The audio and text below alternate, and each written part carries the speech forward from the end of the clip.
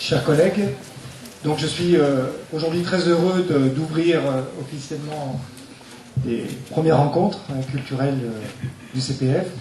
Donc je tiens à saluer vivement l'instigateur de ces rencontres, donc Béatrice Amaury, proviseur adjoint qui a eu cette riche idée, Fadi Awa donc, qui a su rebondir et qui va nous proposer un programme varié tout au long de l'année et les années futures, avec beaucoup d'éclectisme entre les intervenants, des acteurs, des écrivains, des musiciens, des metteurs en scène, des scientifiques. Et donc ça va être un peu, je le souhaite, la marque de fabrique de ce magnifique collège d'excellence. Donc vous allez pouvoir avoir de riches débats. Je remercie aussi donc Sarah Amar, qui, grâce à ses contacts, a pu nous avoir monsieur Jabour Douahi, le prestigieux écrivain. Alors monsieur, je me bats un peu la coupe, mais j'ai pas lu encore vos livres. Je suis arrivé il y a peu de temps au Liban. C'est pas une excuse, mais je m'engage à le faire très rapidement, surtout après tout ce que j'ai entendu de la part de Béatrice, qui m'a dit le plus grand bien. Donc encore une fois, merci à tous les organisateurs, merci à tous les professeurs, et merci aux élèves pour votre présence et pour la qualité de votre écoute. Merci monsieur, et je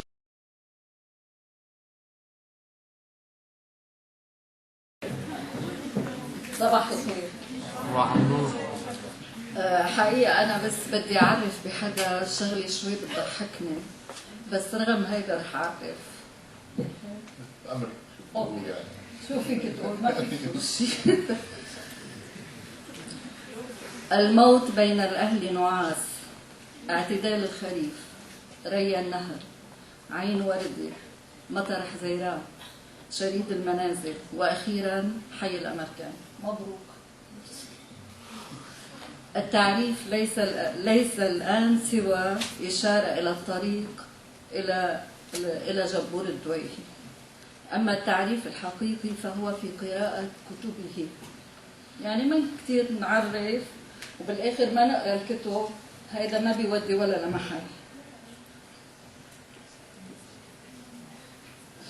شكرا للكاتب لأنك تكتب، وعلنا نشكر طلابنا لأنهم سيقرؤون أو قرأوا، آملين أن تبدد الكتب غربة زرعها من يجرجرون جاهليتهم ويفرضونها علينا. مش عم يفرضوها علينا هلا عم مع قدرتهم على القراءة وهم لا يقرؤون. فهل يستوي الذين يقرؤون والذين لا يقرؤون؟ السؤال برسم الجميع وبرسمنا أولا. شكرا.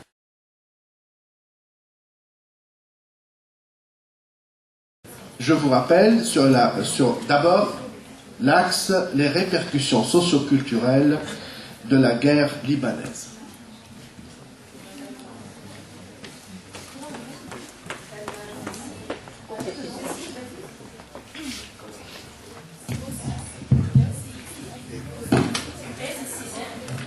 Allez, première question.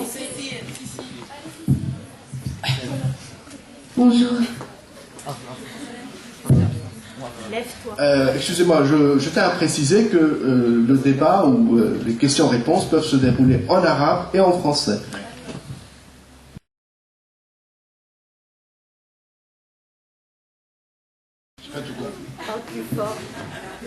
Dans quelle mesure l'inconscient collectif qui s'est formé au cours des années de guerre détermine-t-il la conscience individuelle aujourd'hui des différentes composantes de la société libanaise?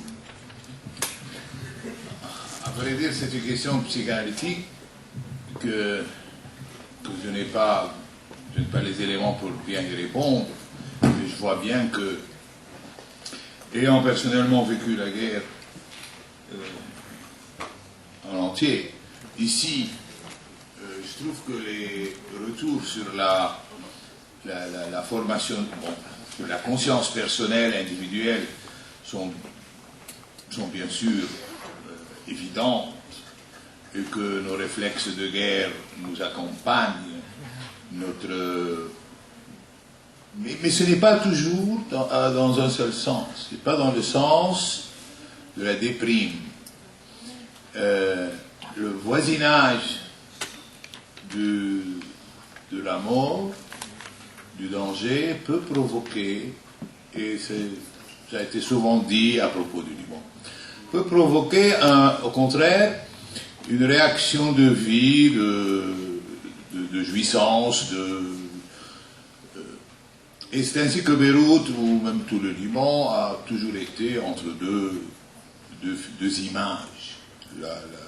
La belle vie, la vie nocturne, les restaurants, tout ce que vous voulez, et en même temps, ces violences interminables qui prennent diverses formes à diverses périodes. Bon, voilà, on peut parler longuement sur cet aspect, mais mieux vaut que poser la question à un psychologue.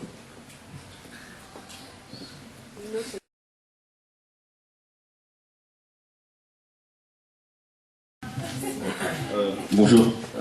Comment la guerre qui a géographiquement séparé les Libanais a-t-elle aussi inscrit les divisions dans l'État? La division dans l'État? Oui. Dans les têtes. Dans les têtes. Oui, puisque la guerre, elle a tressé les murs géographiquement. Alors comment ça s'est passé mentalement? En ce qui concerne les divisions entre les Libanais dont on parle souvent et que certains, dans certains discours officiels, essaient toujours de nier, de dire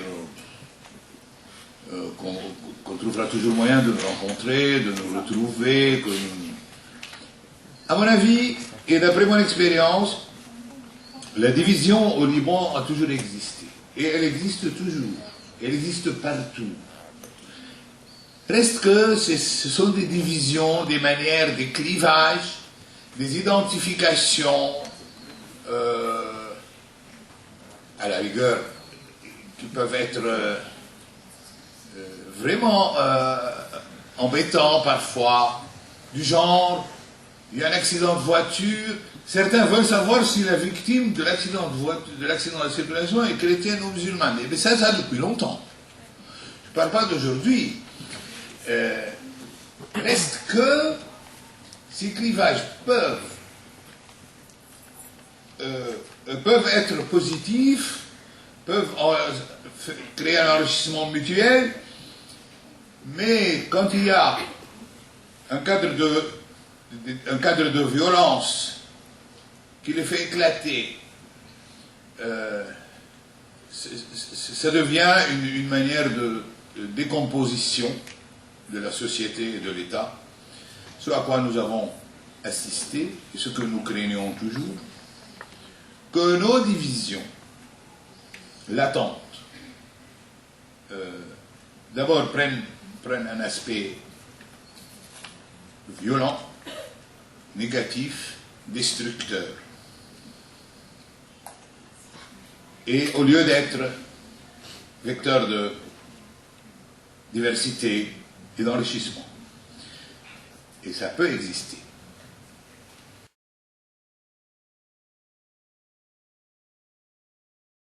في كتبك وجوه لأماكن معروفة كما في حي الأمريكان. هل فعلا تنطلق من المكان الذي تعرفه شخصيا جاعلا منه نقطة انطلاق؟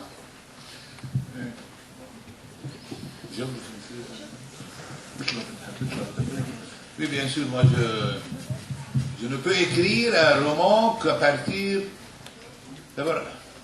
d'un lieu. Il faut un espace, l'espace presque avant les personnages ou en même temps. Il faut que je sache où se déroule cette histoire, cette fiction que je vais inventer, dans un lieu que je connais bien.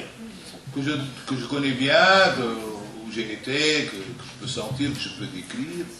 Oui, ce sont des lieux familiers, même le quartier en pente de Tripoli, en face de la citadelle croisée, si vous avez été. Il y a toute comme ça, des maisons. On n'appelle pas ça Haïd américain, le quartier des Américains, on appelle ça Bahr al-Mudar. Mais moi, je trouvais que, voilà, le quartier des Américains, ça peut porter une connotation un peu assez originale. J'y ai été, bon, je n'ai jamais vécu, mais J'y étais, j'y suis passé souvent. Ces quartiers en escalier là, ça m'attire un peu, c'est curieux, il n'y a pas de voitures qui peuvent entrer là, comment déménager les meubles, comment un vieillard qui ne peut pas marcher, comment transporter, ainsi de suite. Il y a plein de problèmes qui se posent dans ces quartiers de misère, et voilà, j'ai trouvé que ce lieu est un peu, voilà, se prête bien. Surtout que c'est un quartier en béton et tout à fait improvisé, sorte de bidonville. N'importe quoi, sorte de bidonville, en face d'une citadelle qui depuis 1000 ans est debout là avec ses pierres, et je crois qu'elle est d'une solidité 1000 fois plus grande que ce quartier des Glenguiers.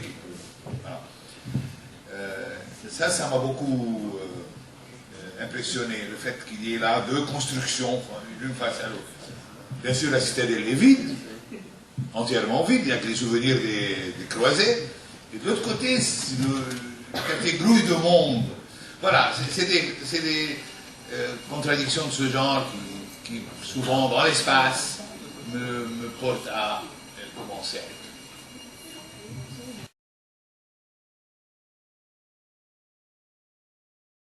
On peut passer au deuxième axe, c'est-à-dire l'espace qu'occupe la guerre libanaise dans le roman libanais. Bon, voilà. À propos du roman et de la... Ah non, c'est le troisième. Mais la guerre est dans le roman libanais. La guerre, même avant la guerre, je vous assure.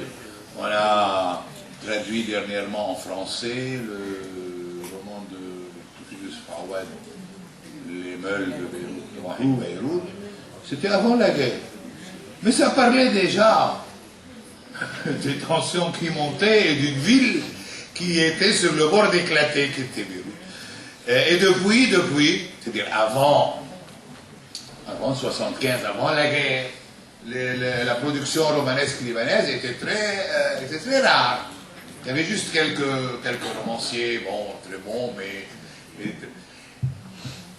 c'est la guerre c'est avec la guerre que le phénomène romanesque a pris tout son essor. Et il y a actuellement des dizaines, des centaines de romans libanais, qu'on le veuille ou pas, de tout niveau, de toute qualité, où la guerre et le décorum sont incontournables, condamnés. Hein.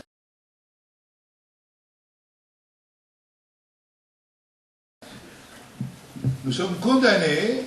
Sorte de défoulement, à votre avis? Oui, ben, on ne peut pas échapper. C'est l'histoire de notre vie. Comment un Palestinien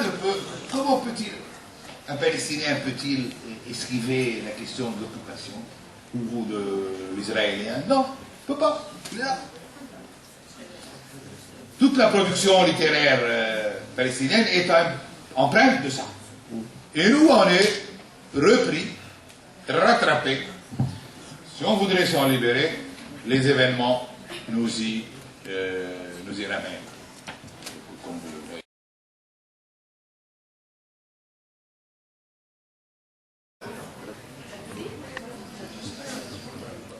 Oui. Alors, est-ce que vous pensez que les romans historiques peuvent remplacer les références historiques ou les manuels scolaires qu'on étudie aujourd'hui? Est-ce que les romans historiques peuvent remplacer les manuels? Non. Bien sûr que non. Il y a une manière d'écrire l'histoire et une manière de raconter. Il y a deux options différentes. Deux options très différentes. Mais ils peuvent se croiser quelque part, mais l'une ne peut pas tenir lieu de l'autre. Et se contenter de faire une spécialisation en histoire en lisant des romans, c'est pas ça.